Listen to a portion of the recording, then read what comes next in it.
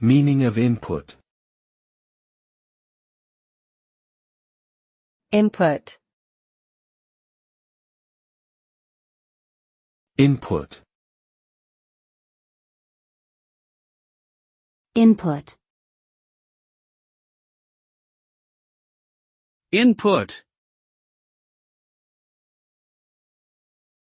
Input is a term used in computer science and refers to the data or instructions that are given to a computer program, device, or system to be processed.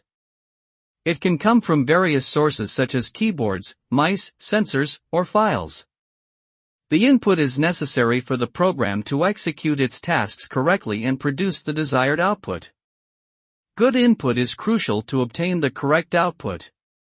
In summary, input is an essential aspect of computing and refers to the information or data that is entered into a system.